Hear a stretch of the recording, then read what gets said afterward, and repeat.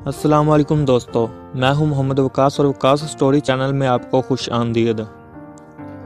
حضرت جنید بغدادی رحمۃ اللہ علیہ ایک مرتبہ اپنے احباب میں تشریف فرما تھے اور وہ سب اللہ کے مقبول بندوں کا تذکرہ کر رہے تھے۔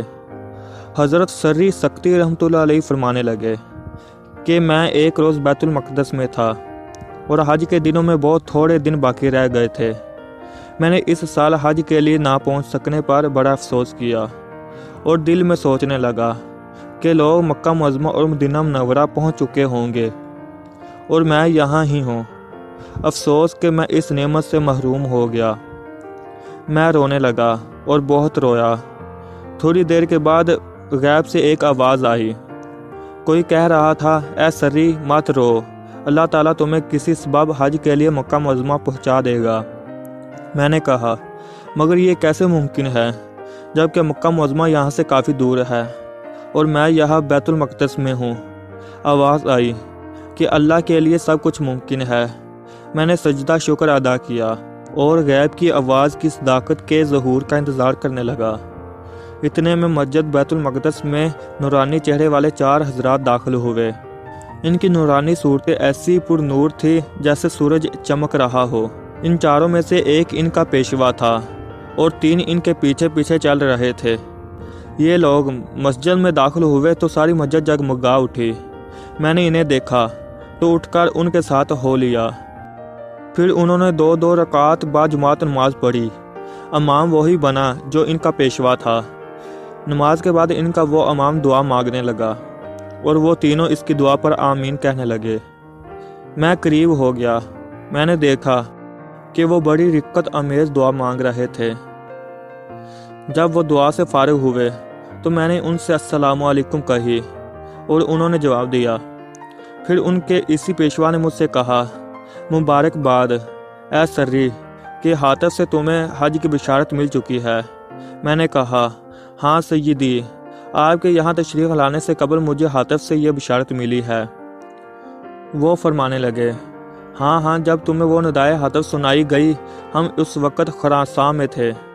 میں نے حیران ہو کر پوچھا، حضور خراساں کی مسافت تو یہاں سے سال بھر کی ہے، پھر آپ اتنی جلدی یہاں کیسے پہنچ گئے؟ تو فرمایا، مسافت اگر ہزاروں سال کی بھی ہو تو کوئی بات نہیں، زمین اسی خدا کی ہے جس کے ہم بندے ہیں، ہم اسی کے گھر کی زیارت کے لیے نکلے ہیں اور پہنچا دینا بھی اسی کا کام ہے۔ دیکھو، یہ سورج مشرق سے چل کر صرف ایک دن ہی میں مغرب میں پہنچ جاتا ہے، حالانکہ مشرق و مغرب میں مسافت کئی سالوں کی ہے۔ تو کیا سورج یہ اتنی طویل مسافت اپنی قدرت سے طے کرتا ہے؟ تو جب ایک بے جان وجود اپنی لمبی مسافت دن بھر میں طے کر لیتا ہے تو جو اللہ کے مقبول بندے ہیں وہ اگر سال بھر کی مسافت پل بھر میں طے کر لیں تو کون سی تعجب کی بات ہے۔ پھر وہ باہر نکلے اور مجھے ساتھ لے لیا اور نماز ظہر کے وقت ہم ایک ایسی جگہ پہنچے جہاں پانی کا نام و نشان تک نہ تھا، مگر اسی مقبول حق کی برکت و کرامت سے ہم نے وہاں ایک ٹھنڈا چشمہ پایا جس سے ہم نے وضو کیا اور نماز پڑھی۔ پھر چلے اور نماز عصر کے وقت ہمیں حجاز کی نشانیاں نظر آنے لگی اور مغرب سے پہلے ہم مکہ معظمہ پہنچ گئے۔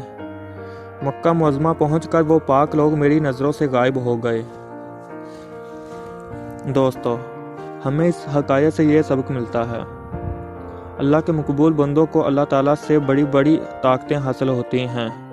یہ لوگ سینکڑوں میل کی مسافت پل بھر میں طے کر لیتے ہیں۔ پھر جو ان کے آقا مولا صلی اللہ علیہ وسلم ہیں، ان کی معراج پاک کا انکار کرنا کیوں گمراہی نہ ہوگی؟